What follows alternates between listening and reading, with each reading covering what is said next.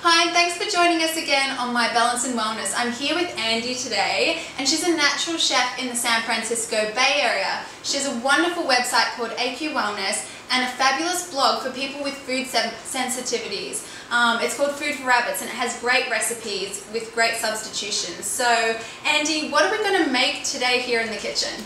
Today we're going to roast a chicken, and it's super easy. Yeah. So the three things that you want to think about when choosing a chicken are first, that it's organic, second, that it's pasture raised, and third, that it's air chilled. Okay, so I know about organic and pasture raised, but I've never heard of air chilling before. Can you tell us a little bit more about that? Yeah, so after the chicken is slaughtered, it's sent into a refrigerated room where basically it's blown with air to cool it down. Otherwise, in conventional chickens, it's put into this brine that also has chlorine and bleach type substances in that. Gosh, I bet you didn't know that at home. So it's definitely not a healthy thing. Doesn't sound good. Absolutely. Yeah. So air chilled, really good to know.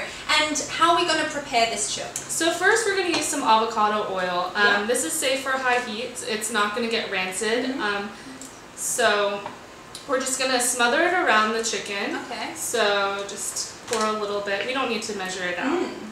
I'm sure a lot of people haven't roasted their chicken before with avocado oil. No, and it's green. It kind of like gives it a nice olive oily look to it. Yeah, absolutely. So we're going to oil both sides of it. Okay. Just a little bit of oil on both sides. That helps to get it nice and golden as we cook it.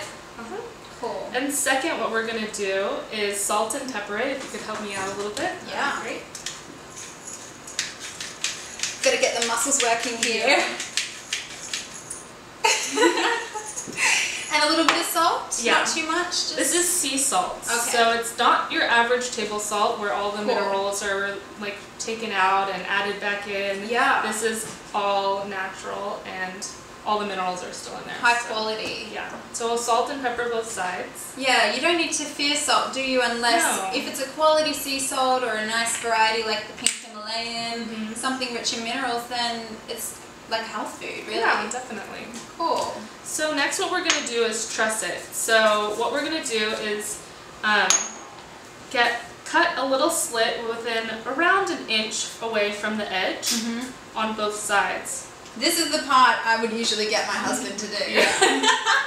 For some reason, I'm like, yeah, you get a little chicken. It's a bit graphic, isn't it? That poor chicken. So basically what you're going to do is slip the chicken legs through these holes. Okay. And this is, a lot of the time you see people trussing chickens with string. That's what I thought. But it's, you know, the skin is right here, so we might as well just use it. Absolutely. No, this is very innovative. Yeah, so basically just crossing its legs. I mean, tell me if you do need help with this. It's a little slippery. I can do it, I know. Because of the oil. The avocado oil. Sorry that I have to do this one first. No, you're fine. It is quite slippery. Got a lot of oil on that one.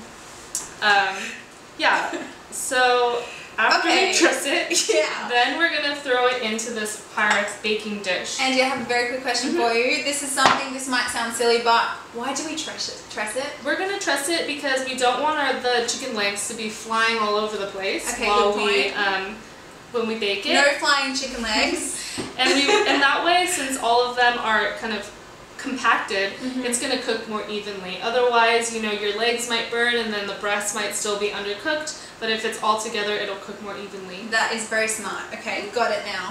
Thank you. Next we're going to use this Pyrex baking dish. It's glass, so it's not as toxic as if we would use, let's say, a baking sheet, an aluminum baking sheet. Yeah. So we want to try to minimize toxins by using glass.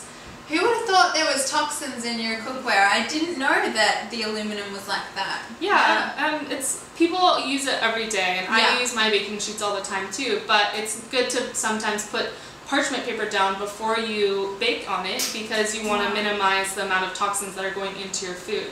That is a great tip. I'll be using that one next time. And then same with aluminum foil. Cool. So if you could please put all of our vegetables into the baking dish. We have some roll cut carrots and also some onion. Put me to use, girl. And basically what we're going to make out of this is a... That's probably enough, isn't it? Yeah, that's good. we're gonna put in, this is basically an edible baking rack or roasting rack. So yum, soaks up all the juices. Yeah, delicious. It's like killing 2 birds with 1 stone. Absolutely, no fuss cooking, that's what we're all about. Yeah, so we want to make sure our wings are tucked underneath and that our chicken is inside the baking dish, and then it's all set to go. So we preheat our oven to 375. And we're gonna bake this for about an hour, but we're gonna check it every 20 minutes. And when if it looks, you know, at its optimal brownness, we can tent it with a foil lined with parchment paper. Of course.